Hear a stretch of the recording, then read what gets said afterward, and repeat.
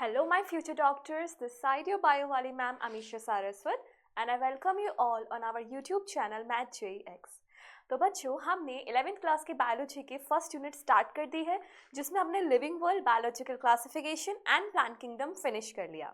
Now we are proceeding towards our next chapter that is animal kingdom, जिसमें non chordates और chordates दो चीज़ों के बारे में बताया गया है. तो आज के सेशन में बच्चों हम केवल नॉन कॉर्डेट्स को कंप्लीट करेंगे. कॉर्डेट्स के लिए I will bring a separate video. तो मुझे उम्मीद है कि तुम लोग दिल लगाकर मेहनत कर रहे होंगे, पढ़ रहे होंगे, अपने नोट्स प्रिपेयर कर रहे होंगे और एनसीईआरटी को बहुत ही ज़्यादा अच्छे तरीके से एकदम जोश के साथ सब कुछ पढ़ चुके होंगे. तो चलो आगे बढ़ते हैं और देखते हैं कि आज इस चैप्टर में हम क्या क्या पढ़ने वाले हैं. तो बच्चों पहली यूनिट तो है ही क्लासिफिकेशन के बारे में, तो यहाँ पर भी हम एनिमल्स को किस तरीके से क्लासिफाई किया है वो सारे बेसिस पढ़ेंगे.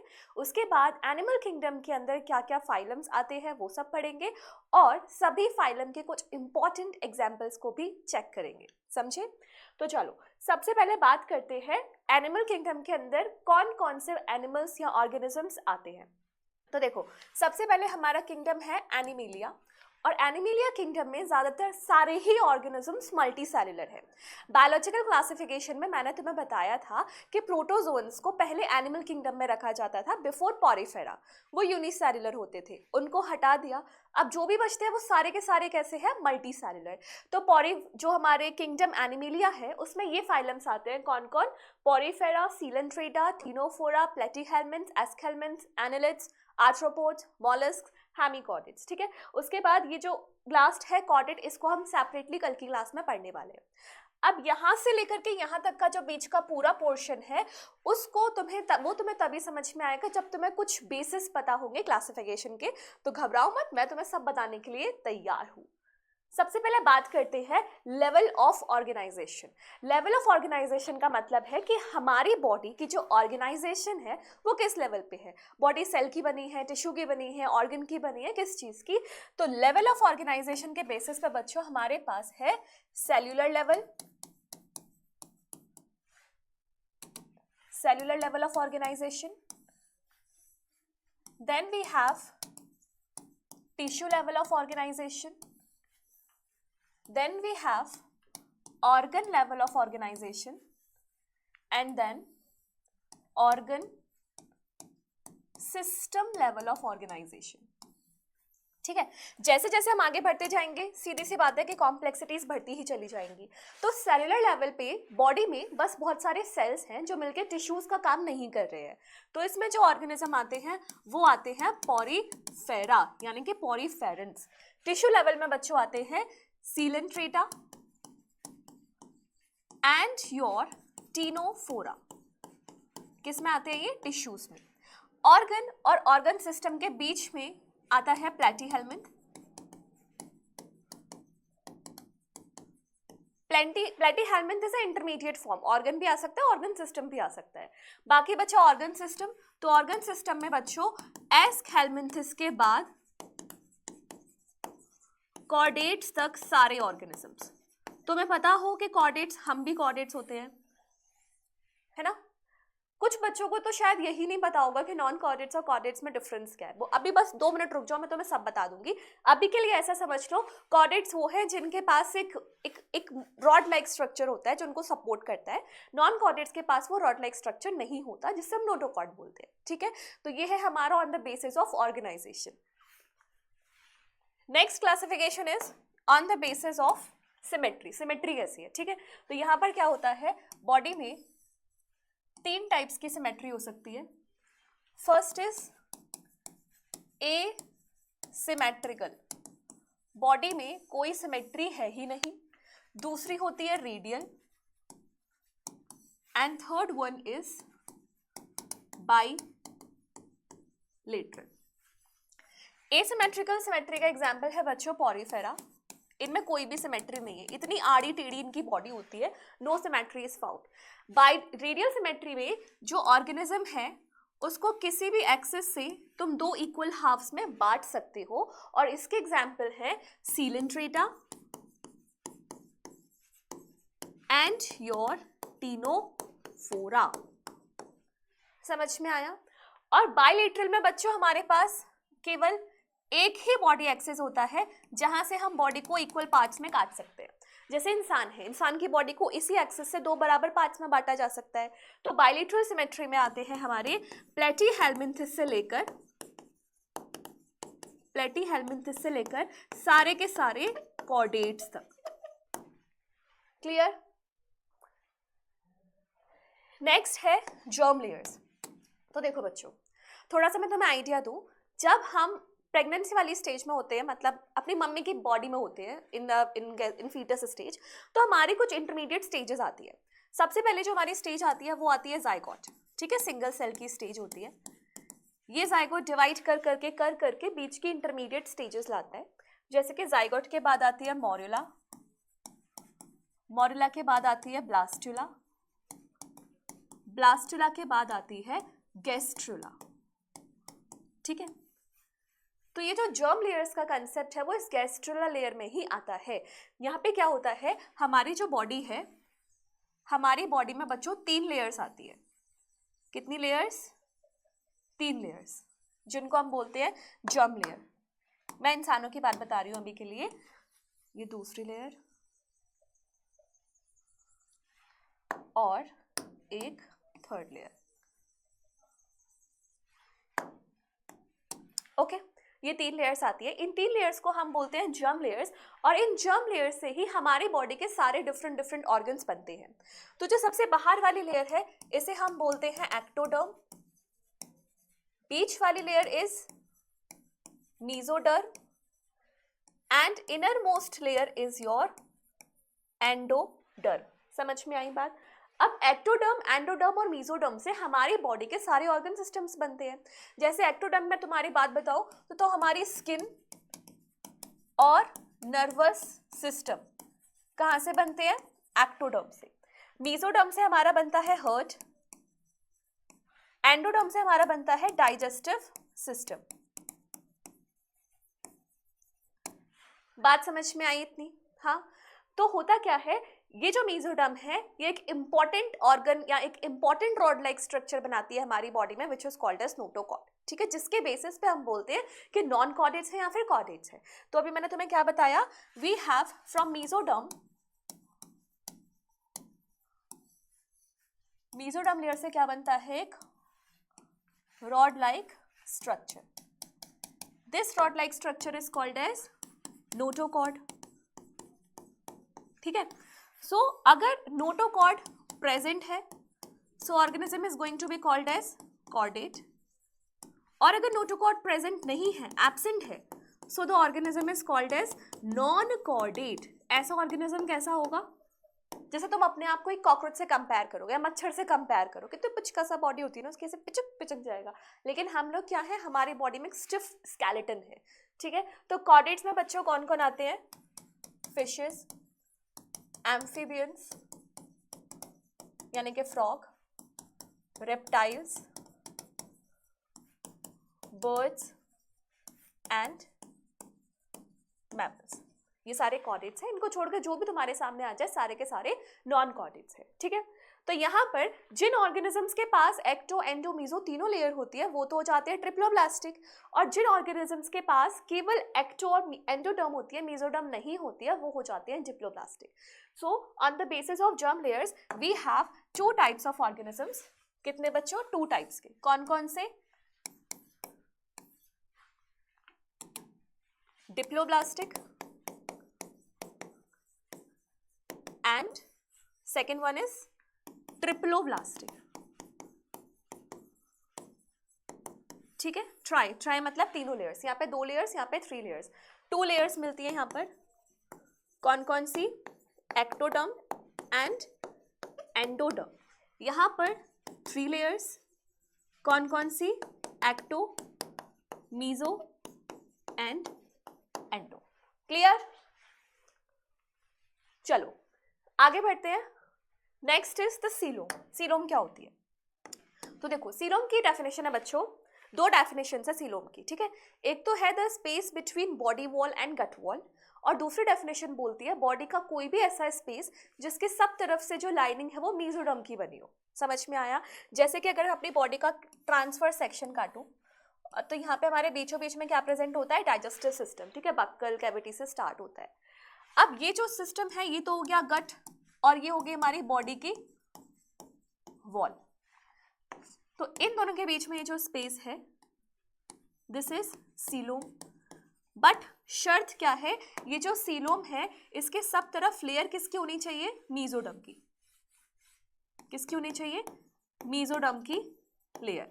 तो coelom is a body space that is lined bye mesoderm from all the sides, ठीक है। तो सीलोम की डेफिनेशन क्या हो गई, body space lined by mesoderm from all sides. Clear. तो सीलोम है या नहीं है उसके बेसिस पे ऑर्गेनिजम्स के 3 टाइप्स आते हैं, एसीलोमेट,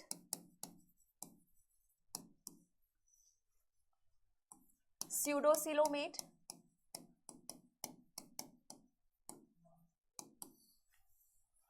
एंड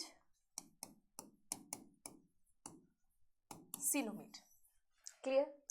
एसीलोमेट उस ऑर्गेनिज्म को बोलते हैं जिसकी बॉडी में, बॉडी कैविटी में मीजोडर्म की लाइनिंग नहीं होगी, ठीक है।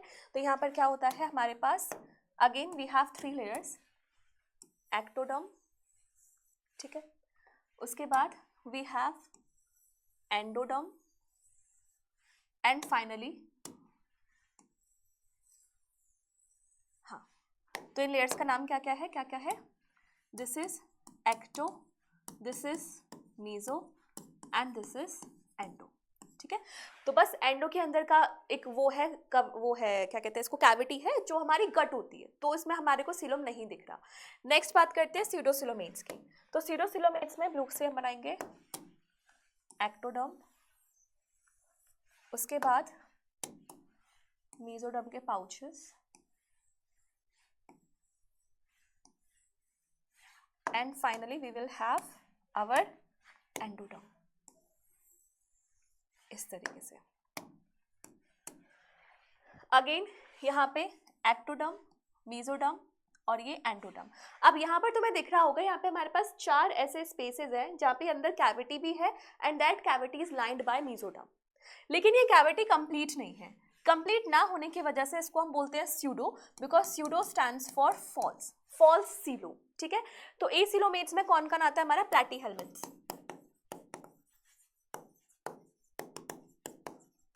एंड स्यूडोसिलोमेट में हमारा एग्जाम्पल आता है एस्केल्मिन्थ। कैरेक्टरिस्टिक फीचर है एस्केल्मिन्थस का स्यूडोसिलो।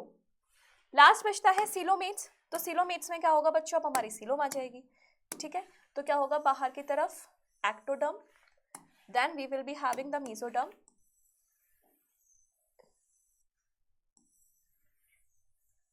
And finally we have our endoderm, इस तरीके से। तो बस अब लेबलिंग कर दो, दिस लेयर इज एक्टोडर्म, ये दोनों लेयर्स मीजोडर्म है ना, और ये बॉडी का जो स्पेस है दिस इज योर सीलोम। इसके बाद एंडोडर्म, और एंडोडर्म की कवरिंग किसकी कवरिंग बनाती है, हमारी गट की। समझ में आ गया। तो सीलोमेट्स में बच्चों कौन कौन आएंगे, एनालिड से लेकर के सारे के सारे कॉर्डेट्स। क्लियर। जो हम किसके बेसिस पे किया है हमने, सीलोम के बेसिस पे। Next is segmentation. सेगमेंटेशन का मतलब होता है बंटवारा, यानी कि हमारी बॉडी को कितने कितने पार्ट्स में बांटा गया है। तो सेगमेंटेशन बच्चों सारे ही ऑर्गेनिजम्स में नहीं मिलती, कुछ स्पेसिफिक ऑर्गेनिजम्स में ही मिलती है। जैसे अगर मैं एनालिड्स की बात करूं तो एनालिड्स के अंदर जो सेगमेंटेशन है वो बाहर से भी होती है और वो अंदर से भी होती है। अगर बाहर से और अंदर से दोनों तरफ से सेगमेंटेशन हो तो उसे बोलते हैं हम मेटामेरिज्म। कुछ ऑर्गेनिजम्स में बाहर से सेगमेंटेशन मिलती है, जैसे कि हमारा वो हो गया आर्थ्रोपोड्स, इंसेक्ट्स हो गए। कुछ ऑर्गेनिजम्स में इंटरनल सेगमेंटेशन मिलती है, तो उसके एग्जाम्पल हो जाते हैं हम, मैमल्स, ह्यूमंस, ठीक है। तो सेगमेंटेशन मतलब बॉडी को डिफरेंट डिफरेंट पार्ट्स में बांटना। अब यहाँ पर सेगमेंटेशन में हमें 3 पार्ट्स पढ़ने हैं। एक तो होता है मेटामेरिज्म, ठीक है। Then we have external segmentation, external segmentation, then we have internal segmentation. ठीक है, मेटामेरिज्म में सेगमेंटेशन कुछ इस तरीके से होगा कि बॉडी के अंदर और बाहर दोनों तरफ से सेगमेंट्स हैं और ऑर्गन्स हर सेगमेंट में रिपीट भी हो रहे हो, एटलीस्ट कुछ ऑर्गन्स तो रिपीट हो रहे हैं। तो जैसे यहाँ पे बॉडी है, ठीक है, बॉडी को सेगमेंट्स में बांटा और इन सेगमेंट्स के अंदर मान लो अगर ये कोई स्पेसिफिक ऑर्गन है तो ये हर सेगमेंट में रिपीट हो रहा हो। So what is metamerism in true sense? It is segmentation of body from outside and inside with serial repetition of at least some organs. जैसे अगर मैं इसका एग्जाम्पल लूँ, so it is going to be your nephridia, excretory organ. ठीक है, तो metamerism segmentation किसमें देखने को मिलता है हमें अच्छे से पता है, it is found in annelids. Clear, समझ में आया? मेटामेरिज्म में बाहर से अंदर से दोनों तरफ से सेगमेंटेशन होगी और बॉडी के ऑर्गन्स हर सेगमेंट में रिपीट होंगे, सारे नहीं तो एटलीस्ट कुछ तो होने चाहिए। एक्सटर्नल सेगमेंटेशन नाम से पता चल रहा है बाहर सुपरफिशियल सेगमेंटेशन है, अंदर सेगमेंटेशन नहीं है। तो इसमें कौन आते हैं हमारे आर्थ्रोपोड्स। इंटरनल सेगमेंटेशन में एग्जाम्पल आता है हमारा मैमल्स, ह्यूमंस, मसल्स का रिपीटेशन।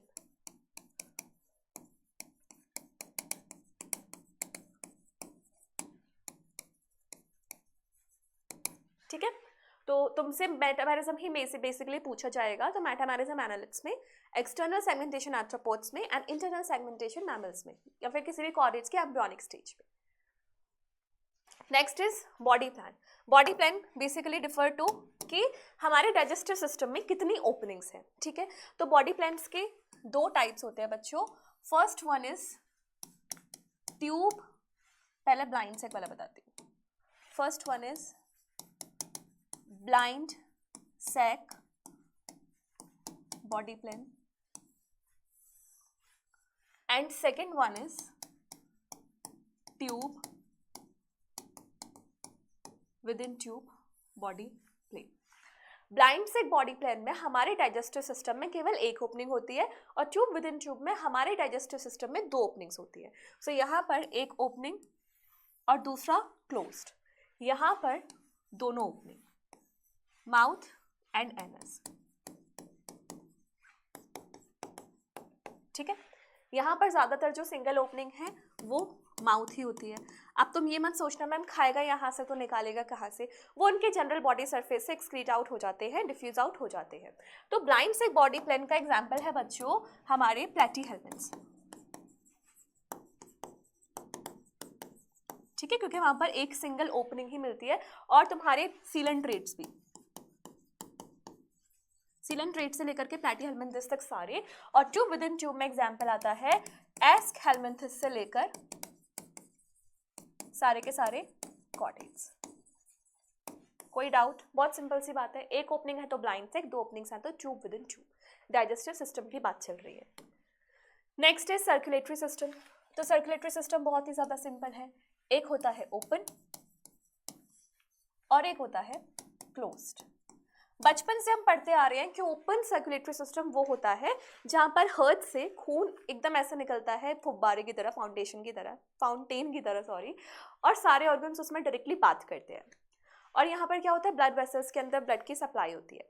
लेकिन मेरा तुमसे सवाल ये है कि क्या ओपन सिस्टम में कोई भी ब्लड वेसल नहीं मिलती? If you are thinking the same कि नहीं मिलती है, so my dear students you are wrong. तुम अगर कॉकरोच वाला चैप्टर भी देखो तो वहां पर भी एक एंटीरियर आयोटा मेंशन्ड है। तो ओपन वाले में स्ट्रक्चर इज लाइक दिस, एक ट्यूब और एक ही मान लो हर्ट। ठीक है, इस टाइप से। और यहाँ पर क्या होगा, प्रॉपर है हर्ट होगा, हर्ट में चैम्बर्स होंगे जितने भी होने हैं और प्रॉपर ब्लड वेसल्स में फ्लो करेगा, प्रॉपर ब्लड वेसल्स। ठीक है, तो यहाँ पर इंपॉर्टेंट चीज क्या है, एक हर्ट है और हर्ट के बाद वन ब्लड वेसल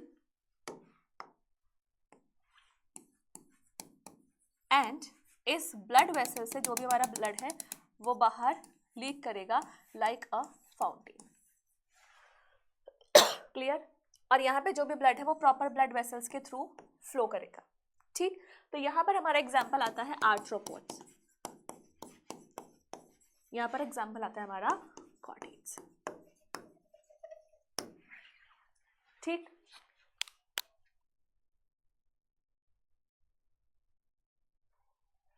अब इस टेबल को पढ़ते हैं।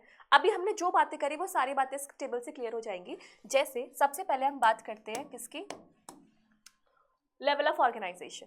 तो ma'am porifera cellular, coelenterata tissue, ctenophora tissue, platyhelminth organ and organ system, और इसके बाद के सारे ऑर्गन सिस्टम में आते हैं। गुड। उसके बाद सिमेट्री की अगर बात करें तो सिमेट्री में पॉरीफेरा में वेरियस, मतलब ज़्यादातर तो हमारे एसिमेट्रिक होते हैं, कुछ बायलेटरल भी होते हैं और कुछ रेडियल भी होते हैं। टिनोफोरा और सीलेंट्रेटा रेडियल। इसके बाद मैं तुम्हें यहाँ पे इंपॉर्टेंट बात बताती हूँ सिमेट्री के बारे में। एक ये सीलेंट्रेटा और एक ये एकाइनोडर्मेटा। ध्यान देना, ध्यान। जो एकाइनोडर्मेट्स हैं उनका जो वो होता है लार्वा, और इनका जो एडल्ट होता है, दोनों डिफरेंट सिमेट्रीज शो करते हैं। इनके जो लार्वा होता है बच्चों, larva shows bilateral symmetry and adult shows radial symmetry. ठीक है, जैसे ये स्टार फिश है, ये एडल्ट है, इसको ऐसे काट लो, ऐसे काट लो, कैसे भी काट सकते हो। तो एडल्ट में क्या हो जाती है, रेडियल सिमेट्री, और लार्वा में हो जाती है बायलेटरल सिमेट्री, जो कि इस वाले चार्ट में भी मेंशन था। पहले ये वाला पढ़ लेते हैं। देखो, एनिमिलिया सेलुलर और टिश्यू ऑर्गन सिस्टम के बेसिस पे। तो यहाँ पे ज़्यादातर एसिमेट्रिकल होते हैं और सारे एसिलोमेट्स होते हैं। कौन है, पॉरीफेरा। उसके बाद रेडियल की बात करें टिश्यू लेवल में, तो टिश्यू लेवल में रेडियल और एसिलोमेट्स कौन है, Coelenterata and Ctenophora. Tissue organ system की बात करें तो बायलेटरल की बात चल रही है। अगर एसिलोमेट है तो प्लेटीहेलमिंथ, स्यूडोसिलोमेट है एस्केलमिंथ, और सिलोमेट्स हैं तो एस्केलमिंथिस के आगे के सारे। ठीक है, समझ में आया? तो बस यहाँ पे अगर कोई इकाइनोडर्मेटा पे देखो स्टार मार्क किया हुआ है, वो नीचे का स्क्रीनशॉट कट चुका है। इकाइनोडर्मेटा की लार्वा में बायलेटरल सिमेट्री होती है और इकाइनोडर्मेटा के एडल्ट में रेडियल सिमेट्री होती है। You have to keep it in mind. ठीक है, बैक टू दिस टेबल। यहाँ पर सीलोम की बात करें तो प्लेटीहेलमिंथिस तक एब्सेंट, फिर सीडोसिलोमेट और फिर सारे के सारे सीलोमेट। ठीक है, सेगमेंटेशन की बात करें तो सेगमेंटेशन किस किस में मिलेगा, एनालिट्स में प्रेजेंट है मेटामेरिज्म, आर्थ्रोपोड्स में एक्सटर्नल, और तुम्हारे कॉर्डेट्स में इंटरनल सेगमेंटेशन, मसल्स का रिपीटेशन। देन सर्कुलेटरी सिस्टम, तो सर्कुलेटरी सिस्टम की शुरुआत ही एनालिट से हुई थी, इससे पहले कि किसी के पास भी था ही नहीं। ठीक है, और आगे आ गया प्रेजेंट। रेस्पिरेटरी सिस्टम की बात करें तो रेस्पिरेटरी सिस्टम सबसे पहली बार आर्थ्रोपोड्स में स्टार्ट हुआ था, क्योंकि यहाँ से यहाँ तक सिंपल डिफ्यूजन से ही काम चलता था। ये टेबल बच्चों बहुत ही ज़्यादा इंपॉर्टेंट भी है, एंड ट्रस्ट मी ये टेबल इजी भी है, डिफिकल्ट भी है। इट डिपेंड्स कि how conceptual clarity you have. तो जो हमने पीछे भी क्लासिफिकेशन पढ़ा है उसको पढ़ना और फिर इस टेबल को देखना, याद करने मत बैठना, बस देखते जाना। क्वेश्चन पूछ सकता है कौन सा ऐसा ऑर्गेनिज्म है पहला triploblastic organism with respiratory system, so you must be knowing the answer.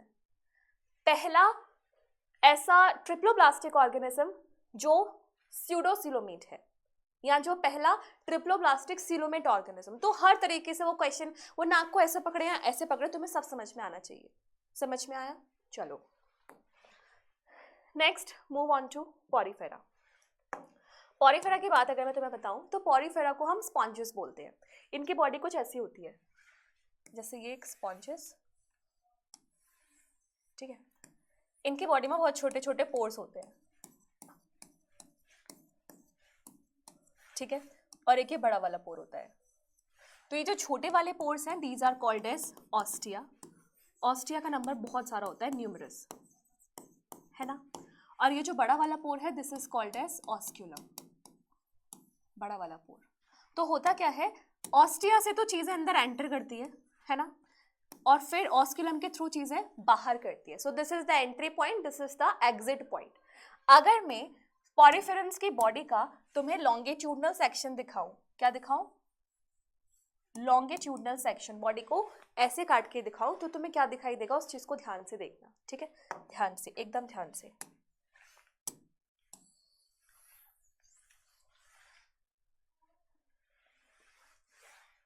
इसको कर दो साइड।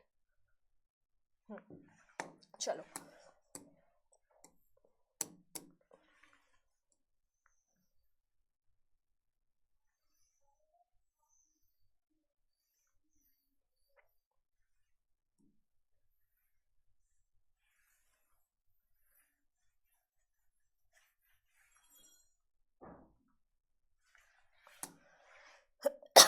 इसके बाद यहाँ पर प्रेजेंट होते हैं कुछ सेल्स।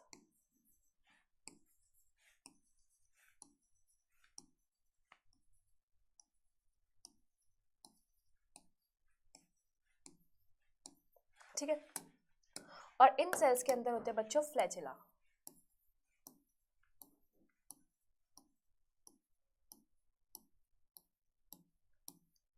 ओके, यहां से बाहर की तरफ से पोर्स होंगे, पोर्स जहां से अंदर आ सकते हैं, पोर जहां से अंदर आ सकते हैं, पोर जहां से अंदर आ सकते हैं, इस तरीके से।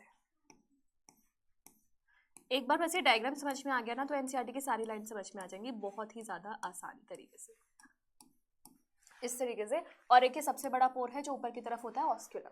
ठीक है, अब being an animal it needs something for its protection as an endoskeleton या एक्सोस्केलेटन। तो इसकी बॉडी की जो वॉल है वहां पर प्रेजेंट होते हैं स्केलेटल एलिमेंट्स।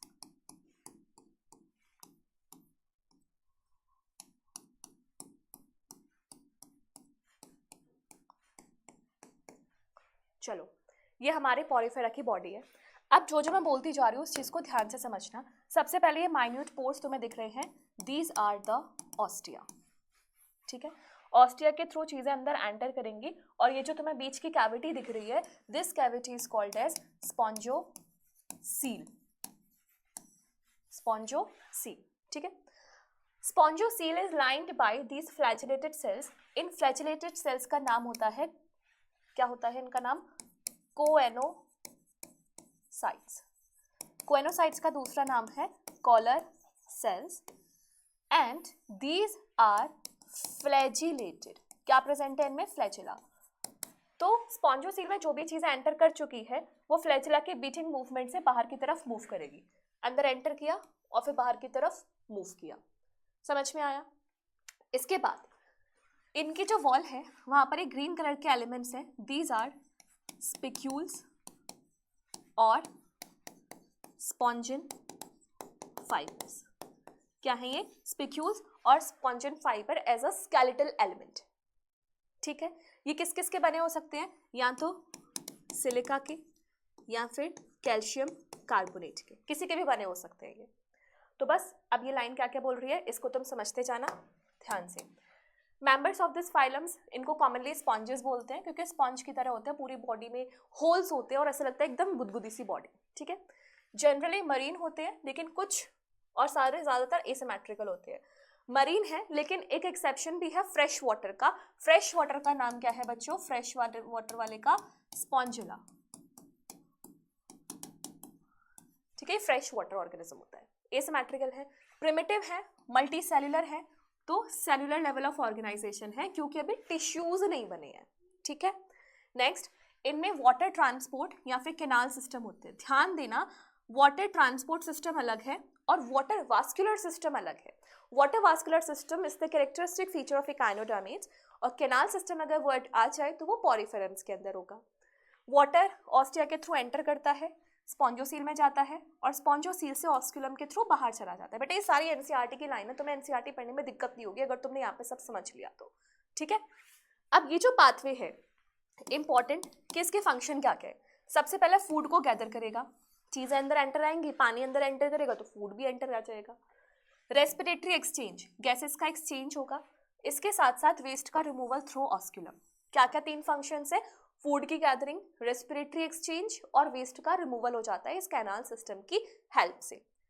कोएनोसाइट्स या फिर कॉलर सेल्स होते हैं जो स्पॉन्जोसील को लाइन करते हैं। Digestion is intracellular. इंट्रासेलुलर का मतलब होता है इनसाइड सेल। जैसे हमारे अंदर क्या होता है, हमारे अंदर अपने डाइजेस्टिव सिस्टम के ल्यूमन में फूड आता है, एंजाइम्स रिलीज होती हैं, उसका ब्रेकडाउन होता है, फिर उसको एब्जॉर्ब किया जाता है। यहाँ पर सेल के अंदर चीज़ों का डाइजेशन होता है। ठीक है, तो इस टाइप के डाइजेशन को बोलते हैं intracellular. Body supported by skeletal elements जिनको हम क्या बोलते हैं, स्पिक्यूल्स या फिर spongin fibres. Sexes are not separate यानी कि हर्माफ्रोडाइट बाइसेक्सुअल है, एक ही बॉडी में मेल और फीमेल दोनों है। So eggs and sperms are produced by the same individuals. Sponges asexually अगर इनको रिप्रोड्यूस करना हो, स्पॉन्जेस बहुत सिंपल है, अगर किसी की बॉडी में कॉम्प्लेक्सिटी नहीं होगी तो वो आसानी से एसेक्सुअल रिप्रोडक्शन परफॉर्म कर सकता है। And sponges being simple can undergoes asexual reproduction by fragmentation. किससे? फ्रेगमेंटेशन से, ठीक है। और सेक्सुअली करना तो गैमीट्स बनाने पड़ेंगे। नेक्स्ट लाइन इज, इनकी जो फर्टिलाइजेशन है वो इंटरनल है। इंटरनल फर्टिलाइजेशन का मतलब होता है गैमीट्स का फ्यूजन बॉडी के अंदर होगा, ठीक है। अगर वर्ड हो जाए इंटरनल डेवलपमेंट, उसका मतलब बच्चे की डेवलपमेंट भी बॉडी के अंदर होगी। एक्सटर्नल डेवलपमेंट का मतलब है बच्चे की डेवलपमेंट बॉडी के बाहर होगी। तो यहाँ पे फर्टिलाइजेशन इंटरनल है और जो डेवलपमेंट है वो इनडायरेक्ट है। इनडायरेक्ट मतलब वहाँ पे लार्वल स्टेजेस बनेंगी, और डायरेक्ट मतलब होता कि डायरेक्टली हमारा तुम्हारा पूरे यंग वन की तरह बच्चा बनता। जैसे ह्यूमंस के केस में डायरेक्ट डेवलपमेंट लार्वा नहीं बनता, कॉकरोच के केस में इनडायरेक्ट डेवलपमेंट से लार्वा बनते हैं। तो लार्वल स्टेजेस होंगी which is morphologically distinct from the adult, मतलब उस लार्वा को देख के तुम पहचान ही नहीं पाओगे कि पॉरीफेरा का लार्वा हो सकता है। समझ में आया क्या क्या इंपॉर्टेंट बात है? स्पॉन्जेस है, एसिमेट्रिकल है, मरीन है, लेकिन फ्रेश वाटर। उसके बाद cellular level of organisation, water canal system, food gathering, respiratory exchange, waste removal, intracellular, spicule, spongin fibre, hermaphrodite, fragmentation, internal development. चलो अब इसके एग्जाम्पल देख लेते हैं। एग्जाम्पल है साइफा विच इज साइकॉन, जो कुछ ऐसा दिखता है। यू स्पॉन्जिया, बाथ स्पंज, जो कि कुछ ऐसा दिखता है। और एक फ्रेश वाटर था स्पॉन्जिला, जिसको हम फ्रेश वाटर स्पंज बोलते हैं, जो कि फ्रेश वाटर में रहता है, ठीक है। नेक्स्ट कम्स आवर सीलेंट्रेटा, और सीलेंट्रेटा को हम निडेरिया भी बोलते हैं। जैसे पॉरीफेरम्स को पॉरीफेरा बोलने का रीजन था स्पंज, उसकी स्पंज लाइक बॉडी ऑर्गेनाइजेशन की वजह से। ऐसे यहाँ पे सीलेंट्रेटा इसलिए बोला है क्योंकि इसकी बॉडी कैविटी को हम बोलते हैं सीलेंट्रल। और निडेरिया इसलिए बोला है क्योंकि इसके पास प्रेजेंट होता है नीडोब्लास्ट्स। क्लियर? इनकी क्या खास बात है? ये भी एक्वाटिक होते हैं, मरीन होते हैं, सेसाइल। सेसाइल मतलब नॉट मूवेबल, जहाँ पे खड़े हैं वहीं पे खड़े रहेंगे, पूरी जिंदगी बिता देंगे, घूमेंगे नहीं। Free swimming, radially symmetric animals होते हैं, बिल्कुल। नेम निडेरिया, जो अभी मैंने तुम्हें बताया था, निडेरिया नाम कहाँ से आया है? नीडोब्लास्ट या फिर cnidocyst which contain stinging capsule. जैसे मैं तुम्हें यहाँ पे दिखाती हूँ, ये है, ये एक नीडोब्लास्ट का स्ट्रक्चर है। एनसीईआरटी के डायग्राम के अकॉर्डिंग ये पूरा नीडोब्लास्ट है, और इस नीडोब्लास्ट के अंदर ये है स्टिंगिंग कैप्सूल, जिसको हम नीमैटोसिस्ट बोलते हैं। इस नीमैटोसिस्ट के अंदर ये पूरा फ्लूइड भरा हुआ है, दिस इज द टॉक्सिन।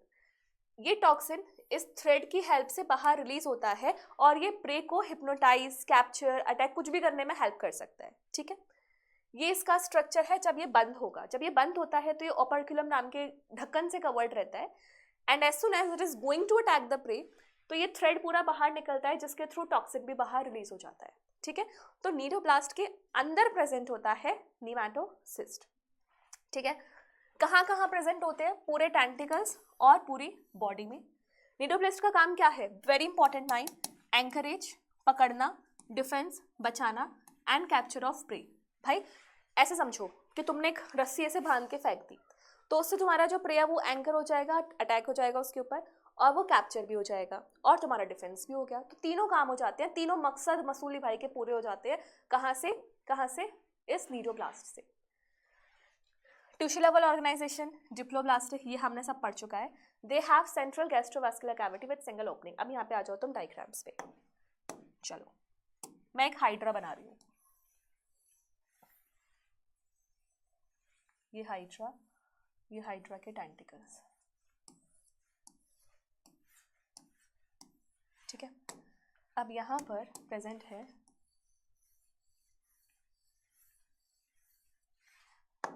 और यहाँ पर एक सिंगल कैविटी,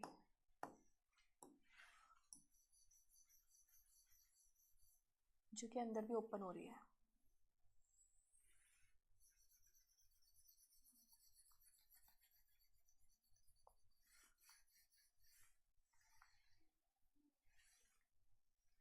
इस टाइप से। अब देखो यहाँ पे लाइन में क्या बोला हुआ है। यहाँ पे बोला है निटेरियंस एक्टिवस हो गया, they have central gastrovascular cavity with a single opening mouth on hypostome. यानी कि मैम इसका मतलब ये है कि ये जो हाइड्रा है ना, पहली बात ये हाइड्रा की नॉर्मल बॉडी हो गई है ना, और ये हाइड्रा के टेंटिकल्स हो गए। इनकी पूरी बॉडी और इनके टेंटिकल्स में पहली बात तो क्या प्रेजेंट होते हैं, नीडोब्लास्ट्स, ठीक है, नीडोब्लास्ट्स। इसके बाद ये जो इनका ऊपर का पूरा पोर्शन है इसे कहा जाता है हाइपोस्टोम, और हाइपोस्टोम के ऊपर प्रेजेंट है ये बीच का पोर्शन विच इज माउथ। ये याद रखना, इंपॉर्टेंट लाइन ये है, स्टेटमेंट में पूछ लेगा माउथ ऑन हाइपोस्टोम या फिर हाइपोस्टोम ऑन माउथ। तो mouth on hypostome, mouth present होता है हाइपोस्टोम के ऊपर। ये जो तुम्हारी पूरी कैविटी जा रही है ये अंदर तक, दिस इज वही कैविटी जिसके बारे में मैं बात कर रही थी, इसे गैस्ट्रोवास्कुलर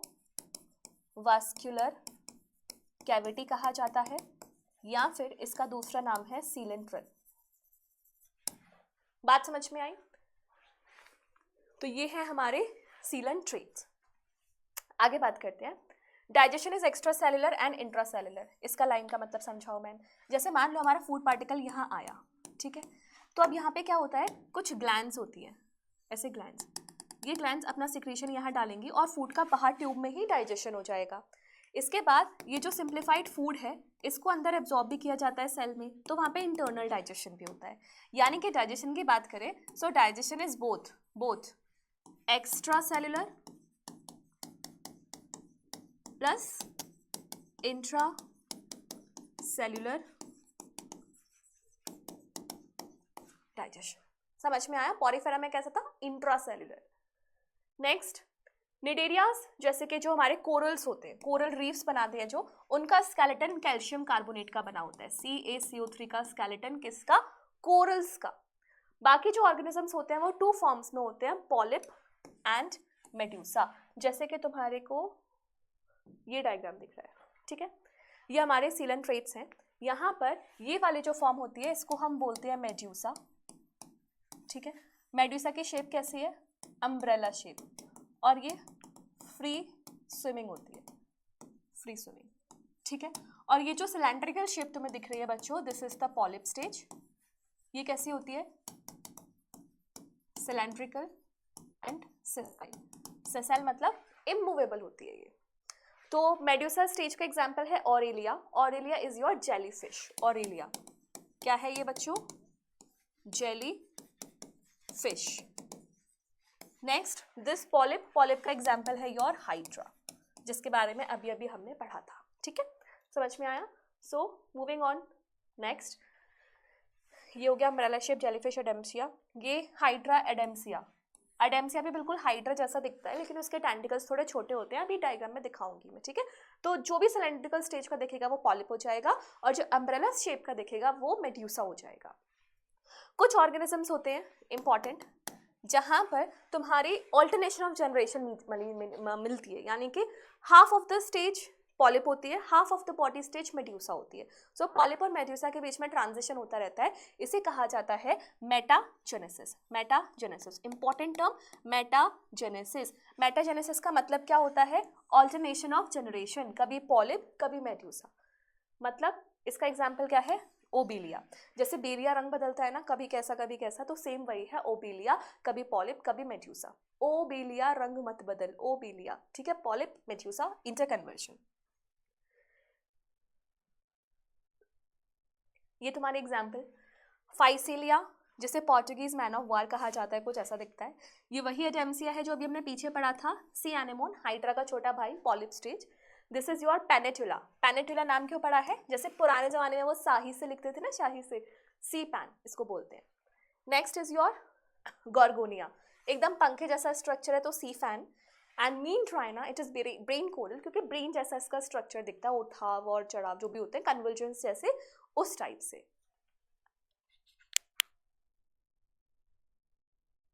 आया समझ में? Next is your Ctenophora. Ctenophora की बात अगर मैं तुम्हें बताऊं तो पहले तुम्हें याद है वो एक मूवी आई थी एक विलन। एक फिल्म में श्रद्धा कपूर लास्ट में जाती है और उसकी वो जब समुद्र में जाती है, समुद्र के किनारे, तो उसको बहुत सारे चमकते हुए चीज़ें दिखती हैं, है ना। वो चमकती हुई चीज़ें क्या होती है, वो ऑर्गेनिजम्स होते हैं जो लाइट इम्पार्ट करते हैं। ये लाइट इम्पार्ट करने की जो प्रॉपर्टी होती है उसे कहते हैं बायोल्यूमिनेसेंस, जैसे कि जुगनू भी होता है, लाइट इम्पार्ट करता है।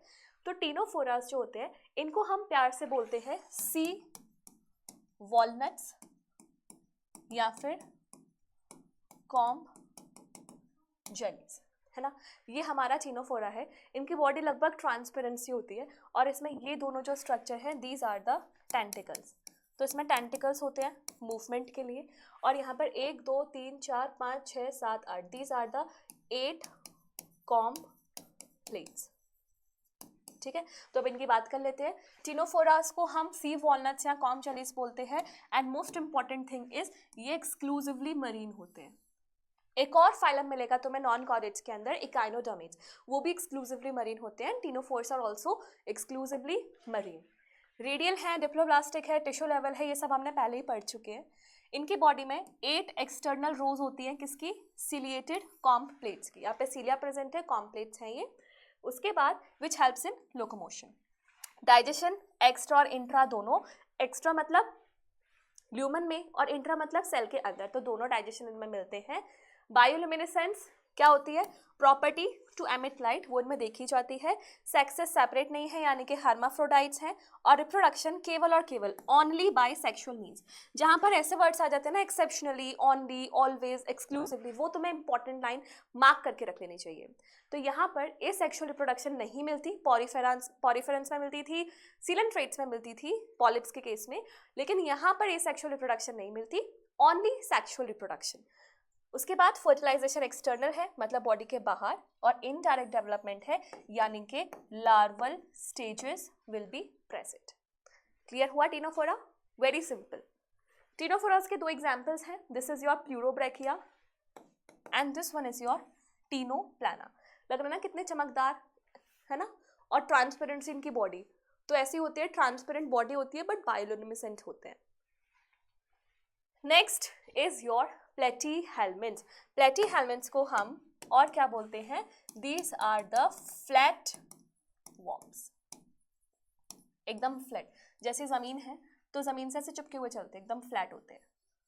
ठीक है, इनकी बॉडी का ये वाला पोर्शन है डॉर्सल, और इनकी बॉडी का वो पोर्शन जो सरफेस को फेस करा हुआ है दैट इज वेंट्रल।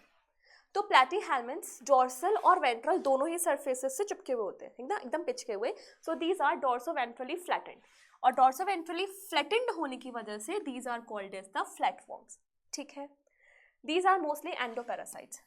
देखो कुछ ऑर्गेनिजम्स होते हैं पैरासाइट्स। पैरासाइट्स का काम क्या होता है, ये हमारी बॉडी से अटैच करके अपना नरिशमेंट देते रहते हैं। तो जो हमारी बॉडी के अंदर अटैचमेंट शो करेगा वो एंडोपैरासाइट, जो हमारी बॉडी के बाहर अटैचमेंट शो करेगा वो एक्टोपैरासाइट्स। एक्टोपैरासाइट्स जैसे कि सर में जुए पड़ जाते हैं तो तुम ऐसे खुजलाते रहते हो, है ना। तो एक्टोपैरासाइट्स लाइसेस हैं जो बाहर से अटैक करते हैं, और एंडोपैरासाइट्स बॉडी के अंदर। ज़्यादातर इनका जो अटैकिंग साइट होती है वो हमारा डाइजेस्टिव सिस्टम होता है। क्यों? क्योंकि डाइजेस्टिव सिस्टम ही तो है जहाँ से इनको खाना वगैरह मिलेगा, है ना। तो एंडोपैरासाइट्स होते हैं इंक्लूडिंग ह्यूमन बींग्स के अंदर भी। फ्लैटवॉर्म्स बायोलेट्रिकली सिमेट्रिकल है, ट्रिप्लोब्लास्टिक है, एसिलोमेट है, ऑर्गन लेवल ऑफ ऑर्गेनाइजेशन है। ठीक है, एनसीईआरटी की लाइंस में लिखा हुआ है ऑर्गन लेवल ऑफ ऑर्गेनाइजेशन, लेकिन एनसीईआरटी के टेबल में लिखा हुआ है ऑर्गन या फिर ऑर्गन सिस्टम। तो तुम्हें आंसर मार्क करने का according to the options. Options में अगर ऐसे दिया हुआ है कि cell, tissue, organ, organ system, so you have to mark organ. ठीक है, क्योंकि प्रिमिटिव कैरेक्टर इनका ऑर्गन होगा। But organ dash organ system अगर लिखा हुआ है तो तुम्हें उसको मार्क करना पड़ेगा। बात आ गई समझ में? हुक्स एंड सकर्स, भाई सीधी सी बात है, जब ये बॉडी के अंदर रहेंगे, हमारा पूरा डाइजेस्टिव सिस्टम में म्यूकस की लाइनिंग होती है, तो अब कोई वहाँ पे अटैच करने की कोशिश करेगा तो फिसलेगा भी, एसिडिक पीएच वगैरह भी है। तो बीइंग एन एंडोपैरासाइट्स इनको कुछ मॉडिफिकेशंस करने पड़ते हैं। लाइक बीइंग अ चोर यू नीड टू क्या करना पड़ता है, कुछ अपने लिए एक्स्ट्रा चीज़ें लेके चलनी पड़ती है ना, कि कोई देख ना ले या फंस ना जाओ। तो वही केस है इनका। तो इनके पास बॉडी से अटैचमेंट करने के लिए तो हुक्स होते हैं, और खून को चूसने के लिए इनके पास सकर्स होते हैं, ताकि हमारे एसिडिक या बेसिक पीएच से इनको फर्क ना पड़े। इसलिए इनकी जो एपिडर्मिस है उसमें भी मॉडिफिकेशंस होते हैं। इवन हमारी बॉडी के अंदर ऐसा तो है नहीं कि लाइट वगैरह जल रही है, पूरा एकदम झालर वालर दिवाली बन रही है, ऐसा तो नहीं है। पूरी बॉडी में अंधेरा होता है, इसलिए इनके जो सेंस ऑर्गन्स है वो भी थोड़े से डिमिनिश्ड फॉर्म में होते हैं, जैसे आंखें वगैरह इनके पास नहीं होती, काम ही क्या है आंखों का, है देखना तो कुछ है नहीं, लेकिन इनका रिप्रोडक्शन रेट बहुत हाई होता है। हाई रिप्रोडक्शन रेट का मतलब ज़्यादा अमाउंट में ऑफस्प्रिंग्स बनते हैं ताकि जल्दी जल्दी से इनका क्या हो जाए, रिप्रोडक्शन हो और अपना पैरासिटिक फॉर्म का जो काम है इनका डिसीज कॉज करना या फिर नरिशमेंट लेना वो पूरा हो जाए। ठीक है, तो being an endoparasites they shows certain adaptations, और उसमें से इंपॉर्टेंट क्या है, hooks and suckers, attachment and nourishment. Some of them absorbs food directly through the body surface, simple, बस ऐसे चिपक गए, आने दो, यहाँ से आ रहा है यहाँ से आ रहा है कहीं से भी आ रहा है, बस एब्जॉर्ब करते जाओ, simple diffusion. Clear? Specialised cells called flame cells helps in osmoregulation and excretion. देखो बच्चों, एक्सक्रीशन का मतलब होता है वेस्ट का रिमूवल। अब वेस्ट में सॉलिड मतलब सॉल्यूट्स भी होगा, सॉल्वेंट्स भी होगा, तो सॉल्यूट और सॉल्वेंट को तुम बॉडी से एक्सक्रीट आउट करोगे तो ऑस्मोलैरिटी में भी चेंजेस आएंगे, क्योंकि ऑस्मोलैरिटी किस पे डिपेंड करती है, सॉलिड्स और सॉल्वेंट्स पे। तो एक्सक्रीशन के साथ साथ यहाँ पे ऑस्मोलैरिटी का रेगुलेशन भी कराता है कौन, फ्लेम सेल्स। ये हर किसी के एक्सक्रीटरी ऑर्गन्स की कैरेक्टरिस्टिक है, जहाँ एक्सक्रीशन होना है वहाँ पर ऑस्मोरेगुलेशन भी होना है। सेक्स से सेपरेट नहीं है, क्यों, एंडोपैरासाइट है भाई, अगर किसी और का इंतजार करेंगे कंपैटिबल है नहीं है नॉन कंपैटिबल है तो बहुत टाइम लग जाएगा, तो अपने अंदर ही मेल फीमेल दोनों सिस्टम डाल लिए, अपने आप ही आराम से फर्टिलाइज कर रहे हैं, बच्चे बन रहे हैं। फर्टिलाइजेशन इंटरनल हो जाएगी बॉडी के अंदर, लेकिन डेवलपमेंट में लार्वल स्टेजेस आती है, 5 इंटरमीडिएट स्टेजेस आ जाती है इनके लार्वा की। कुछ मेंबर्स हैं जैसे कि प्लानेरिया, प्लानेरिया पहली बात फ्री लिविंग है, ये पैरासिटिक नहीं है, ठीक है, नॉट पैरासिटिक, और इसमें बहुत हाई रीजनरेशन कैपेसिटी होती है। प्लानेरिया वही है जो तुम 10th क्लास में पढ़े थे, रीजनरेशन, कितने पार्ट्स में काटोगे उतने ही पार्ट से नई बॉडी बन जाती है। सो दिस इज योर प्लानेरिया, देख रहे हो, इसका तुम डाइजेस्टिव सिस्टम देखो, ये एक ही ओपनिंग है और इस ओपनिंग का नाम क्या है, माउथ, माउथ फेरिंग्स है ना। उसके बाद वेंट्रल सरफेस, आई स्पॉट, ये सब तो कुछ काम की बात नहीं, मेन बात है इसकी माउथ। माउथ एक ही है, सिंगल ओपनिंग है, और वो भी कहाँ पे प्रेजेंट है, पोस्टीरियर, बॉडी के नीचे वाले सरफेस पे। This is your fasciola hepatica, fasciola hepatica, hepatic portal system, hepatic, hepatic word is used for liver, तो ये क्या है, लिवर फ्लूक, लिवर को डैमेज करता है बहुत बुरी तरीके से। तो यहाँ पर इसके पास एक माउथ होगा और सकर्स होंगे फॉर अटैचमेंट, एक और सकर होगा अटैचमेंट नहीं, फॉर वो फूड का इंजेक्शन, और हुक्स वगैरह होंगे for the purpose of attachment. एक एक्सक्रीटरी पोर्स भी है जहाँ से एक्सक्रीशन हो जाएगा और ऑस्मोरेगुलेशन भी रेगुलेट हो जाएगा। Next is your tapeworm, tapeworm का नाम है Taenia solium, Taenia solium, this is tapeworm. Tapeworm देखने में लगता है कि इसके बॉडी सेगमेंट्स में डिवाइडेड है, जबकि ऐसा नहीं होता। तो अगर कोई पूछे स्यूडो सेगमेंटेशन का example, so tapeworm is an example of pseudo segmentation. ऐसा लगता है कि सेगमेंटेशन है लेकिन वो झूठी होती है। स्यूडो सीलोमेट्स का एग्जांपल एस्केलमेंथिस है, लेकिन स्यूडो सेगमेंटेशन का एग्जांपल कौन है, टीनिया सोलियम। ठीक है, अब वही है, पैरासिटिक फॉर्म्स है तो इसके पास सकर्स प्रेजेंट है, हुक्स प्रेजेंट है और सारी चीजें प्रेजेंट है for attachment and for nutrition.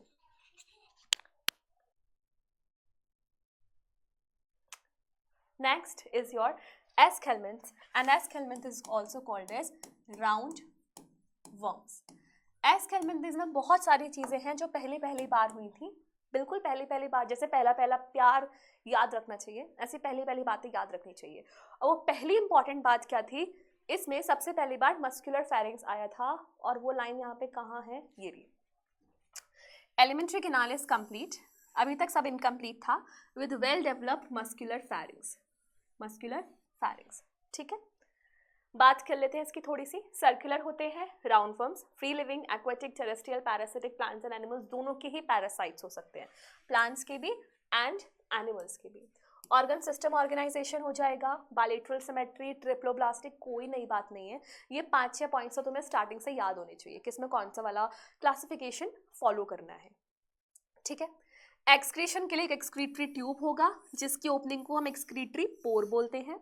Sexes separate है यानी कि हर्माफ्रोडाइट्स नहीं है, डायशियस है, इंडिपेंडेंट, मेल अलग है फीमेल अलग है, और यहाँ पर बहुत अच्छे से सेक्सुअल डाइमॉर्फिज्म भी प्रेजेंट होता है, यानी कि male and female can be visually demarcated from each other, है ना। फीमेल्स लंबी होती है, मेल छोटा होता है। क्या है कैरेक्टरिस्टिक? फीमेल लंबी, मेल्स छोटे। फर्टिलाइजेशन इंटरनल बॉडी के अंदर। डेवलपमेंट डायरेक्ट भी हो सकती है या फिर इनडायरेक्ट भी हो सकती है। डायरेक्ट का मतलब सीधा जो बच्चा बन रहा है वो यंग वंस जैसा ही दिखेगा, इनडायरेक्ट में लार्वल स्टेजेस दिखेंगी। तो यहाँ पर तुम्हारे सामने प्रेजेंट है एस्कैरिस यानी कि round worm.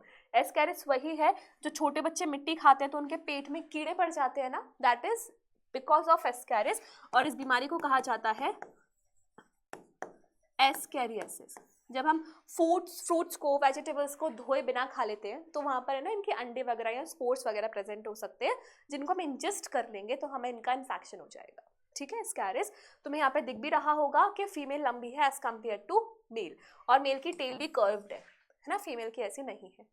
This one is your विचुरेरिया जिसको हम फिलेरियल वॉर्म बोलते हैं, एंड ये कॉज करता है यहाँ पे ये बीमारी एलिफेंटियासिस, जहाँ पे हमारे पैर सूज जाते हैं, एकदम हाथी जैसा पैर हो जाता है, एलिफेंटियासिस, ठीक है। This one is your ancylostoma, जिसका कॉमन नेम है हुकवॉर्म।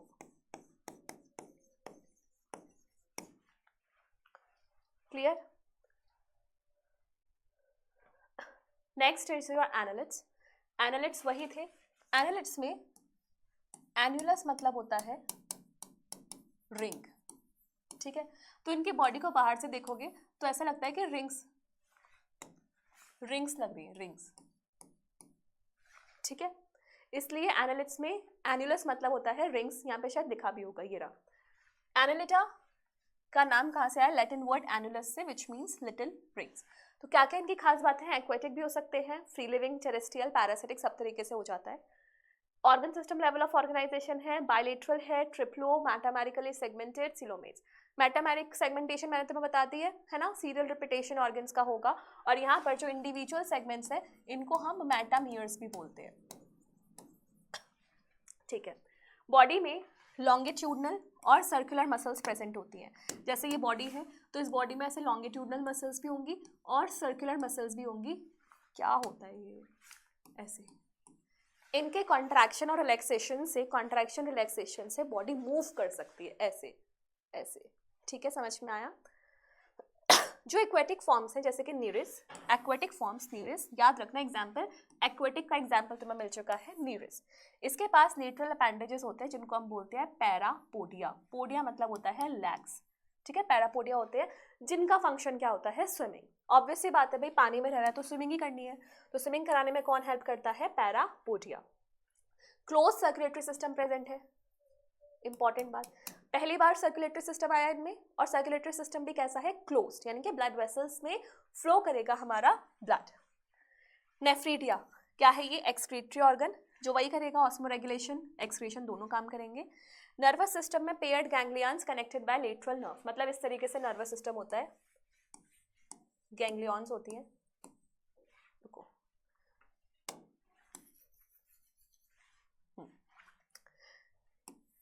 अरे अरे अरे, नर्व कॉर्ड, और यहाँ से लेटरल नर्व्स निकलती हैं जो हमारे पेयर्ड गैंग्लियंस को कनेक्ट करती हैं। इस टाइप का मतलब वेल डेवलप्ड नर्वस सिस्टम इनमें हो जाता है।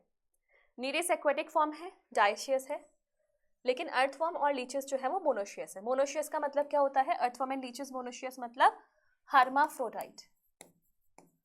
देखो बच्चों, बहुत सारी चीज़ें याद करने की, और तुम्हें क्या करना होगा? इनके शॉर्ट नोट्स बनाने होंगे, शॉर्ट नोट्स। मेरा तुमसे ये सजेशन रहेगा, तुम ये टारगेट रखना कि नॉन कॉर्डेट्स एक पेज में खत्म हो जाए, बस इंपॉर्टेंट चीज़ें, ठीक है।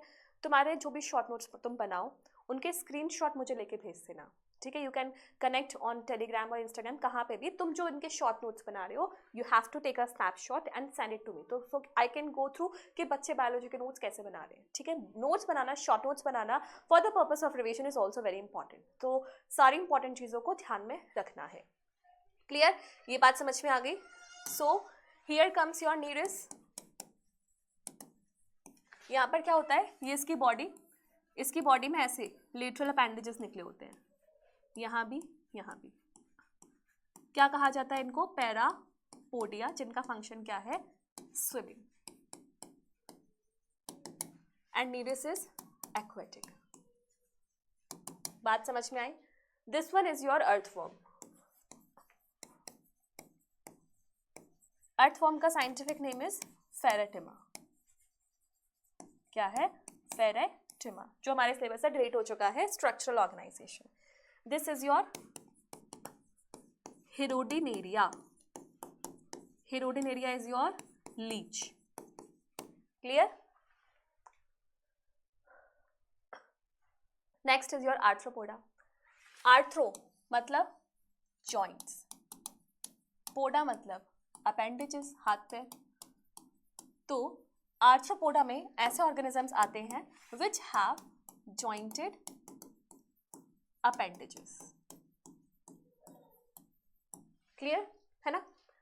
This is the largest phylum, important largest phylum है एनिमेलिया का, और इसमें बहुत सारी क्लास है, जिसमें से एक क्लास आती है insecta. Insecta is a class, याद रखना।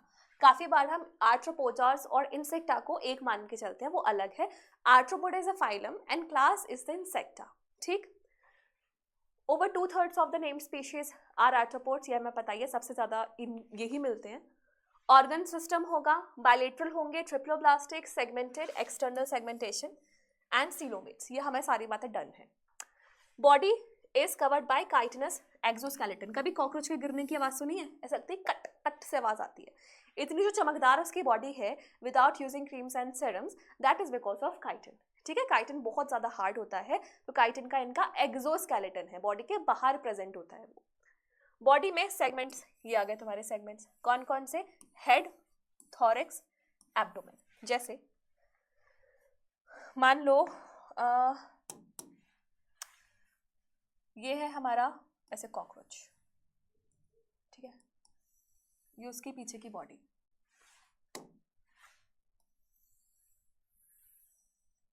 तो यहाँ पे इसकी बॉडी को ऐसे पार्ट्स में बांटा जाता है, डिफरेंट डिफरेंट सेगमेंट्स। ठीक? ये इसका सर, यहाँ से एंटीने, और ये इसका लाफिंग फेस। ठीक है? अब यहाँ पे क्या होता है, इसके थॉरैक्स से ऐसे विंग्स निकल जाते हैं,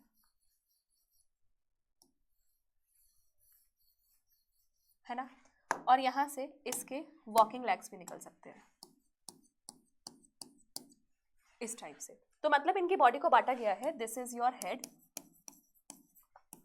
मान लो यहाँ से यहाँ तक थॉरैक्स। ये मैंने बहुत रफ बनाया है, असली वाला बाद में बनाएंगे। This is your abdomen. तो मतलब 3 पार्ट्स में इनकी बॉडी होती है। काफ़ी बार तो क्या होता है कि थॉरैक्स और जो इनका एब्डोमेन है वो मिल जाते हैं, हेड और थॉरैक्स मिल जाते हैं, काफ़ी सारे सेगमेंट्स आपस में फ्यूज भी कर जाते हैं। तो ये 3 इनकी बॉडी के सेगमेंट्स हैं।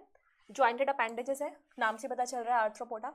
रेस्पिरेटरी ऑर्गन्स अलग अलग हैं, gills, book lungs and tracheal system. ये 4 नाम क्यों दिए हैं? क्योंकि इनमें इतनी डाइवर्सिटी है, कोई कहीं मिल रहा है, कोई कहीं मिल रहा है, तो उसके अकॉर्डिंग ही इनका एक्सक्रीटरी और रेस्पिरेटरी सिस्टम अडेप्टेड है। तो गिल्स, बुक गिल्स पानी में रहने वाले, book lungs and tracheal system terrestrial system में रहने वाले। Circulatory system open type. इनके ब्लड को क्या बोलते हैं? Haemolymph, colourless. तो मैम मच्छर मारने पर लाल खून क्यों निकलता है? क्योंकि वो हमारा खून है जो उसने चूसा हुआ है। खुद का खून इनका कैसा होता है? कलरलेस, जिसको हम हीमोलिम्फ बोलते हैं। Next important, sensory organs, antenna, eyes, कौन सी? Compound and simple. Compound eyes तो बच्चों विजन में हेल्प करती हैं, और सिंपल आइज सेंसरी नेचर की होती है। ठीक है? और स्टैटोसिस, जिसको हम बैलेंसिंग ऑर्गन भी बोलते हैं। ये सारे सेंसरी ऑर्गन्स प्रेजेंट हैं, नाम याद रखने हैं हमें। एक्सक्रीशन किससे हो रहा है? माल्पीजियन ट्यूब्यूल्स से। माल्पीजियन ट्यूब्यूल्स का एग्जाम्पल है कॉकरोच। ठीक है? बाकी हमें ग्रीन ग्लैंड्स, कॉक्सल ग्लैंड्स वगैरह से भी हो सकता है। डाइशियस होते हैं, फर्टिलाइजेशन इंटरनल, ओविपेरस यानी कि एग ले करते हैं, और डेवलपमेंट डायरेक्ट इनडायरेक्ट कैसे भी हो सकती है। आया समझ में? फिर ये कुछ इंपॉर्टेंट आर्थ्रोपोड्स हैं। ओहो, ये क्या हो गया? कोई नहीं, मैं पीडीएफ में तुम्हारे सामने सही आ जाएगा। इकोनॉमिकली इंपॉर्टेंट इंसेक्ट्स जिनसे हमें कुछ मिल रहा हो, तो ये है हमारी एपिस, हनी बी, ठीक है, वो शहद देती है. This is your Bombyx, silk worm silk देता है. And this is your Laccifer, lark insect जो लार्क देता है. ठीक है, इकोनॉमिकली इंपॉर्टेंट है. वेक्टर्स ऐसे ऑर्गेनिजम्स होते हैं जो पैरासिटिक फॉर्म्स को एक जगह से दूसरी जगह ले जाने में हेल्प करते हैं. तो वेक्टर्स के 2 एग्जाम्पल हैं, एनोफिलिस, क्यूलिक्स, एडिस. 3 एग्जाम्पल. ये वेक्टर्स मैं यहाँ लिख देती हूँ. एनोफिलिस मच्छर, एडिस एंड क्यूलिक्स. तो मैं थोड़ा बहुत आइडिया हो तो एनोफिलिस से मलेरिया, एडिस से डेंगू चिकनगुनिया और क्यूलिक्स से एलिफेंटियासिस. ये इनसे होता नहीं है, बल्कि इनके अंदर कॉजेटिव एजेंट्स बैठते हैं इन तीनों बीमारियों के. ग्रेगेरियस पेस्ट जो झुंड में रहना पसंद करते हैं, ग्रुप्स में, उसका एग्जाम्पल है लोकस्ट, टिड्डे. और लिविंग फॉसिल मैंने तुम्हें कल प्लांट किंगडम में बताया था. ऐसे ऑर्गेनिजम्स जो जब से बने हैं तब से अब तक कोई चेंजेस नहीं आए हैं, वो लिविंग फॉसिल्स होते हैं. लिविंग फॉसिल्स का एग्जाम्पल है लिमुलस किंग क्रैब, जो ये रहा. This is the Limulus king crab. Mollusca की बात करते हैं बच्चों. मॉलस्का में ना सॉफ्ट बॉडीड एनिमल्स आते हैं, सॉफ्ट बॉडी वाले एनिमल्स. ठीक है, इसमें ज़्यादातर कौन आते हैं, जिनसे में पर्ल्स वगैरह मिलते हैं या फिर ऑक्टोपस वगैरह, वो सारे ऑर्गेनिजम्स मॉलस्का के अंदर आते हैं. तो Mollusca is the second largest phylum. जो हमारा पहला लार्जेस्ट फाइलम था दैट वाज योर आर्थ्रोपोडास. ठीक है, ये सेकेंड लार्जेस्ट फाइलम है. इसके जो मॉलस्कास होते हैं वो टेरेस्ट्रियल, एक्वेटिक, फ्रेश वाटर, हर तरीके के से मिलते हैं. और मुझे अब उम्मीद है कि तुम्हें यहाँ तक आते थे ये सारी चीज़ें तो याद हो गई होंगी. ठीक है, कौन सा ऑर्गन सिस्टम, ट्रिप्लोब्लास्टिक, डिप्लोब्लास्टिक, ये सारी चीज़ें. Body is covered by calcareous. Calcareous मतलब कैल्शियम कार्बोनेट जैसे और सब्सटेंसेस का बना होता है. And is unsegmented. Very important line, यहाँ पे बच्चे कंफ्यूज हो जाते हैं. एनसीईआरटी बोल रही है कि इसकी बॉडी में head, muscular foot, visceral hump, ये 3 चीज़ें हैं. लेकिन फोकस करना इस वर्ड पे, ये अनसेगमेंटेड है. जैसे अभी हमने आर्थ्रोपोड्स में हेड, थॉरेक्स, एब्डोमेन पढ़ा था, लेकिन वहाँ पे लिखा था सेगमेंटेशन है. यहाँ पर इसकी बॉडी में head, visceral hump and muscular foot body के पार्ट्स हैं, बट ये सेगमेंट्स नहीं है, बॉडी के डिफरेंट पार्ट्स हैं. ठीक है, तो अनसेगमेंटेड बॉडी है. थोड़ा सा स्ट्रक्चर देख लेते हैं कैसा है. देखो पहले बता रही हूँ, डायग्राम्स पे मत जाना, जैसा बन रहा है बना के दिखाती हूँ.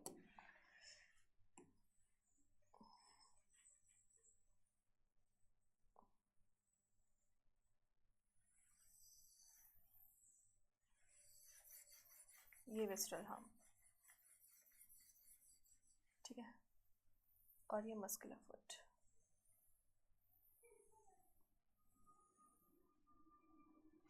Okay, done done done done. ऐसा करना, कोई ऐसे झुक के तोड़ दे रहा है, हाँ ऐसा नहीं है. इसके बाद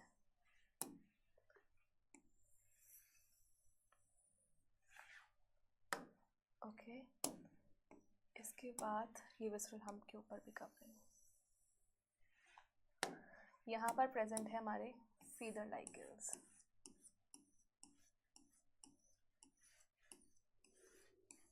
यहाँ पे एक एक्सक्रीटरी पोर. ये इसके टेंटिकल्स, ये इसके टेंटिकल्स,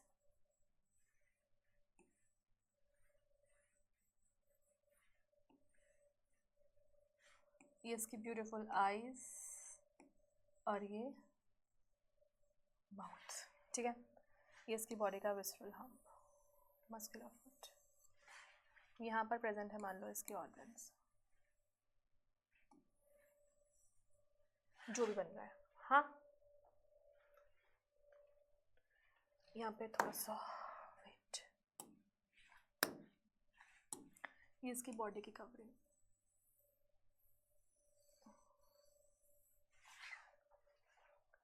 सही है क्या? नहीं नहीं नहीं नहीं नहीं, नहीं. अच्छा सा ही लग रहा है क्या? लग रहा है. इसके ऊपर एक और बना देते हैं.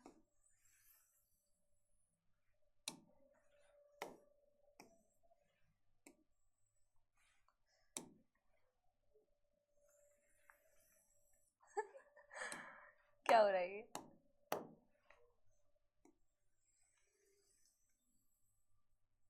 अब ठीक है. ठीक है, हमारा काम चल जाएगा, मतलब ऐसी बात है. अब यहाँ पे देखो क्या है, ये है इसका बच्चों head. This portion is the head. हे भगवान, दिस इज हेड। ये वाला जो पोर्शन है this is the muscular foot. क्या है ये? Muscular foot. ये वाला जो पोर्शन है this is the visceral hump. Hump मतलब उठा हुआ हिस्सा और विसरल मतलब विसरा, बॉडी ऑर्गन्स। ठीक है, ऑर्गन्स प्रेजेंट है। तो ये 3 पार्ट्स है लेकिन अनसेगमेंटेड बॉडी है। अब विसरल हम्प के ऊपर ये तुम्हारी एक लेयर जा रही है, ये विसरल हम्प की लेयर है और ये इसकी लेयर है किसकी? इसके ऊपर एक layer mental, this is mental. ठीक है, अब मेंटल और विसरल हम्प के बीच में ये जो गैप है, this gap is your mantle cavity. ठीक है, और मेंटल कैविटी में बच्चों प्रेजेंट है हमारे पास क्या है? ये फीदर लाइक गिल्स। क्या है हमारे पास? Feather like gills. कहाँ पर? मेंटल कैविटी के अंदर। उसके ऊपर ये ब्लैक शेड में जो शेल है this is your calcareous shell. क्या है? Calcareous shell. उसके बाद हेड में वी हैव सेंसरी टेंटिकल्स, और नीचे इसका ये जो माउथ है, माउथ हैज, क्या है माउथ के पास? फाइल लाइक रेस्पिंग ऑर्गन जिसका नाम है रेड्यूला। क्या नाम है? Radula. File like respiring organ. बताओ समझ में आया क्या हो रहा है? यहाँ से पढ़ते हैं क्या लिखा है। Body is covered by calcareous shell, ये हमारी कैलकेरियस शेल बन गई। उसके बाद बॉडी के 3 पार्ट्स बताइए, head, muscular foot and visceral hump. So we have head, muscular foot, visceral hump, जहाँ पे बॉडी के ऑर्गन्स प्रेजेंट है। विसरल हम्प, विसरल मतलब body organs, so it contains body organs. ठीक है, इसके बाद soft and spongy layer of skin forms a mantle over the visceral hump. The space between hump and mantle is called mental cavity. The space between visceral hump and mantle is called mental cavity, which contains feather-like gills. ठीक है, इन gills का काम important है। ये gills दोनों काम कर लेते हैं, क्या क्या? रेस्पिरेटरी भी और एक्सक्रीटरी भी। रेस्पिरेशन एक्सक्रीशन दोनों हो जाता है इन गिल्स से। Anterior head region has sensory tentacles होते हैं, और माउथ में फाइल लाइक रेस्पिंग ऑर्गन होता है खाने के लिए, फीड करने के लिए, दैट इज रेड्यूला। ठीक है, तो बस तुम्हें यहाँ पे याद और रखना है, इसी स्लाइड से तुम्हारा सारा कुछ क्लियर हो जाएगा कि गिल्स का काम क्या है? Respiration and excretion. ठीक है, और ये फाइल लाइक ऑर्गन क्या है? रेड्यूला, जिसका काम क्या होता है? फीडिंग। क्लियर? समझ में आया? आ ही गया होगा, बिल्कुल आ गया होगा, मुझे पूरा भरोसा है। चलो आगे बात करते हैं इसके एग्जाम्पल्स की। सो यहाँ पर इसको छोड़ो, इसको भूल जाओ, वेट, इसे भूल जाओ, ये तो हमारा लिमिलस है। किंग क्रैब, किंग है तो भाई हर जगह आ जाएगा, है नहीं ना? चलो, ये डायशियस होते हैं, विपेरस होती है, अलग बात है। पाइला, ये जो पहला वाला है दिस इज योर पाइला। पाइला को हम क्या बोलते हैं? एम्पल्स नेम। एनसीईआरटी में शेल बनी हुई है लेकिन उसके अंदर ऑर्गेनिजम्स ऐसा होता है। Next is your pink ta-da, ये है पर्ल्स बन रहे हैं ना इसमें, पर्ल, तो इसे पर्ल ऑयस्टर कहा जाता है। पर्ल मॉन्स्टर नहीं, पर्ल ऑयस्टर। इसका नाम क्या है? पिंक टैडा। पिंक टैडा वल्गैरिस इसका पूरा नाम होता है। ठीक है, next is your sepia, cuttle fish. सीपिया क्या है? ये कटल फिश। फिर है लॉलीगो, जिसको स्क्विड बोलते हैं, this is Loligo. This is octopus. Octopus को क्या कहा जाता है? Devil fish. ठीक है, डेविल फिश। ये क्या है हमारा? एप्लाइशिया, एप्लाइशिया। सी हेयर, समुद्री खरगोश। Then we have dentalium, tusk shell, बिल्कुल ऐसा दिखता है, dentalium. And next is your chaetopleura, chaetopleura chiton. ठीक है, तो तुम्हारे सामने सारे नाम और उनके फोटोज लगे हैं। Pila, pinctada, sepia, loligo, octopus, aplysia, dentalium and chaetopleura, ये सारे साइंटिफिक नेम्स और ब्रैकेट में उनके कॉमन नेम। तो यहाँ से तुम्हें ये पता चल चुका है, अभी तक तुमने 2 फिशेस पढ़ी हैं जो एक्चुअली में फिशेस है ही नहीं। कौन कौन सी? एक जेली फिश पढ़ी थी, एक ये कौन सी पढ़ी है? Cuttle fish, devil fish. अभी आगे और पढ़ोगे starfish. So every fish is not a fish. ठीक है, you have to keep in mind. बात करते हैं इकाइनोडर्मेटा। इकाइनोडर्मेटा में कौन से ऑर्गेनिजम्स आते हैं? Which have spiny skinned, spiny bodied organisms, यानी कि जब तुम उसकी स्किन को छूओगे तो सॉफ्ट नहीं लगेगी, थोड़ी सी खुरदुरी दानेदार टाइप की स्किन लगती है। सो इकाइनोडर्मिट्स में एंडोस्केलेटन होता है, ध्यान देना, दे हैव एंडोस्केलेटन, यानी कि बॉडी के inside, inside the body endoskeleton होता है। किसका बना होता है? कैलकेरियस ऑसिकल्स का। मतलब जैसे स्टारफिश की एक आर्म देखोगे तो ऐसे ऐसे छोटे छोटे ऐसा लगता है पहाड़ बने हुए हैं, बट इन पहाड़ों का ओरिजिन क्या है? अंदर, and these are the calcareous ossicles. तो छूने में ऐसा लग रहा है कांटे हैं, इसलिए स्पाइनी स्किन्ड ऑर्गेनिजम्स इसमें आते हैं। दूसरी बात, सारे मरीन होते हैं, organ system level of organisation. एक और फाइलम जो मरीन थे वो थे हमारे टीनोफोरा, ठीक है, याद है। एडल्ट, इंपॉर्टेंट बात जो बताई थी, एडल्ट में रेडियल सिमेट्री होती है, लेकिन इनके जो लार्वा होते हैं उनमें कौन सी सिमेट्री होती है? Bilateral. Larva is bilaterally symmetric and adult is your radial symmetric. Digestive system complete होगा, इंपॉर्टेंट, माउथ लोअर सरफेस पे, एनस ऊपर के सरफेस पे। क्यों ऐसा है? क्यों? पहली बात तो ये बैंथोस होते हैं, जैसे ये सी बेड है, ठीक है, तो इस सी बेड पे ऐसे क्रॉल करता हुआ चलता है,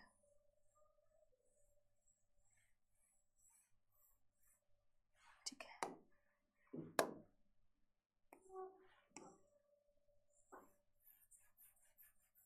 ये हमारी स्टारफिश है, ठीक है, ये से क्रॉल करती हुई चलती है सी बेड पे, है ना, फ्लोट करके नहीं चलती। तो ऐसे ऑर्गेनिजम्स जो सी बेड पे क्रॉल करते हुए चलते हैं, दीज आर कॉल्ड एज बैंथोस या फिर बैंथिक एनिमल्स और बैंथोस। क्रॉल्स ऑन सी बेड, ठीक है। अब जब ये ऐसे ऐसे नीचे नीचे चल रहा है तो नीचे से ही तो खाता जाएगा, तो खाते होने के लिए इसका जो वेंट्रल सरफेस है वहां पर क्या प्रेजेंट है? माउथ, मोथ लिख दिया, माउथ, ठीक है। इसे कहा जाता है ओरल सरफेस। और इसका जो ऊपर सरफेस है dorsal, this is dorsal. Dorsal surface पे क्या प्रेजेंट होगा? एनस, है ना। ओरल का उल्टा हो जाएगा, अपोजिट हो जाएगा अबोरल। आर्बोरियल मत लिखना, आर्बोरियल तो ट्रेड वालर्स को बोलते हैं, दिस इज अबोरल। ओरल नीचे, अबोरल ऊपर, नीचे से खाए ऊपर से निकाले, इस टाइप का इसका सिस्टम चलता है। क्लियर? क्या है? Digestive system is complete with mouth on lower ventral surface and anus on अपर या फिर dorsal surface. Most distinctive feature, most distinctive feature क्या है? क्या है? इसको तो मैम हाईलाइट करना बनता है। This is your water vascular system. Poriferans में मैंने तुम्हें बताया था, अगर वाटर केनाल सिस्टम आ जाएगा तो दैट इज पॉरीफेरा, अगर वाटर वास्कुलर सिस्टम आ जाएगा so that is none other than echinoderms. Echinoderms के वाटर वास्कुलर सिस्टम के क्या क्या फीचर्स होते हैं? It helps in locomotion, it helps in capture, it helps in transport of food and it helps in respiration. ये जो starfish है इस स्टारफिश में ऐसे अंदर कैनाल्स होती हैं, ऐसे कैनाल्स, ठीक है। और इस स्टारफिश को अगर मैं ऐसे उल्टा कर दूं, वेंट्रल सरफेस पे देखूं, तो इसके वेंट्रल सरफेस की जैसे एक आर्म है, जैसे ये एक मैंने आर्म बनाई और मैं इसको देख रही हूँ वेंट्रल सरफेस से, ठीक है। तो इसकी आर्म में मुझे क्या दिखाई देगा? एक तो ये रेडियल कैनाल दिखाई देगी और इस रेडियल कैनाल से अटैच रहते हैं ऐसे स्ट्रक्चर्स, जिनको हम बोलते हैं tube feets. These are tube feets, है ना। तो ये जब इनसे चलती रहती है ट्यूब फीट से, तो ट्यूब फीट्स थोड़े सक्टोरियल नेचर के होते हैं, तो चीज़ों को अंदर सक भी कर लेते हैं, फूड का इंजेक्शन कर लेते हैं। तो ये जो हमारा सिस्टम होता है, ये होती है हमारी कैनाल्स, रेडियल कैनाल्स, और जो पूरा सिस्टम होता है उसे कहा जाता है water vascular system. Water vascular system किस में मिलता है? इकाइनोडर्मिड्स में। तो वाटर वास्कुलर सिस्टम के फंक्शन क्या क्या है? लोकोमोशन, मूव करने में, फूड कैप्चर करने में, फूड का ट्रांसपोर्ट करने में और रेस्पिरेशन करने में, यानी कि this entire line is a hallmark. Next important चीज़ क्या है, एक्सक्रीटरी सिस्टम नहीं होता। एक्सक्रीटरी सिस्टम की ज़रूरत भी नहीं है क्योंकि सब कुछ तुम्हारा वाटर वास्कुलर सिस्टम से ही हो जाना है। तो सेपरेट एक्सक्रीटरी सिस्टम नहीं चाहिए, सेक्सेस सेपरेट है, रिप्रोडक्शन सेक्सुअल है और फर्टिलाइजेशन बाहर होती है, डेवलपमेंट इनडायरेक्ट है, स्विमिंग लार्वा। ये भूलने की बात ही नहीं है क्योंकि अभी तो हमने पढ़ा है इनके लार्वा में बायलेटरल सिमेट्री, एडल्ट में रेडियल सिमेट्री, तो लार्वल स्टेजेस तो आनी ही आनी है। ठीक है, समझ में आया? ये है इसके एग्जाम्पल। एस्टेरियस, एस्टर, एस्टर जब भी वर्ड आ जाए तो स्टार होता है, तो ये तुम्हारी एस्टेरियस है, स्टार फिश। और एक और फिश है जो स्टार फिश जैसी दिखती है बट होती नहीं है, वो ये है ऑफियूरा, जिसे हम बोलते हैं ब्रिटल स्टार। इनकी आर्म्स में देखो, इसकी आर्म्स कितनी मोटी और इसकी आर्म्स कितनी पतली है, निडल लाइक, है ना। So this is ophiura brittle star, this is asterias star fish.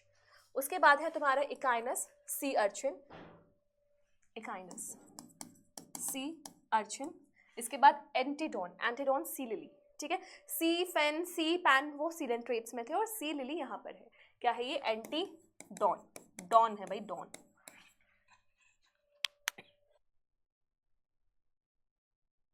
उसके बाद we have क्यूक्यूमेरिया, Cucumaria, Cucumaria. Cucumaria is the, क्या होता है कुकुमेरिया? Sea cucumber. ठीक है, तो एग्जाम्पल्स हमें याद करने होंगे। Next is your hemichordate. Hemi मतलब हाफ, तो ऐसा ऑर्गेनिज्म जो हाफ कॉर्डेट हो। ठीक है, अब हाफ कॉर्डेट इसको इसलिए कहा गया है क्योंकि इसमें नोटोकॉर्ड जैसा स्ट्रक्चर होता है जो कि नोटोकॉर्ड नहीं होती है। समझ में आया क्यों बोला इसे half chordate? Because it does not contain notochord. So hemichordates was earlier considered as a subphylum under Chordata, बस इसी झूठे नोटोकॉर्ड की वजह से, but now it is placed as a separate phylum under non-chordates. Hemichordates have a rudimentary structure in the collar region called stomachord.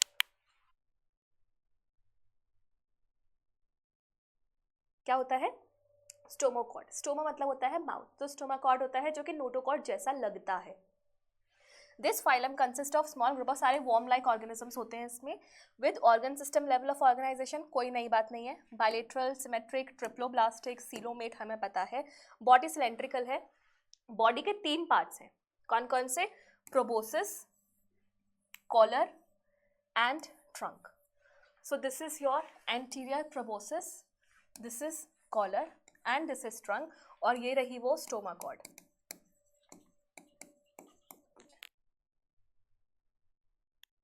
समझ में आया? Proboscis, collar and trunk. Collar contains notochord like structure जिसको हम स्टोमाकॉर्ड बोलते हैं, जो कि false है। सर्कुलेटरी सिस्टम ओपन टाइप होगा, और किसका पड़ा था ओपन टाइप? आर्थ्रोपोड्स का। कुछ मॉलस्का का भी होता है और हमारे हेमिकॉर्डेट्स का होता है। इसके बाद रेस्पिरेशन गिल्स के थ्रू होगी और एक्सक्रीशन होगी प्रोबोसिस ग्लैंड्स। प्रोबोसिस ग्लैंड्स कहाँ प्रेजेंट होगी? यहाँ पर प्रोबोसिस में।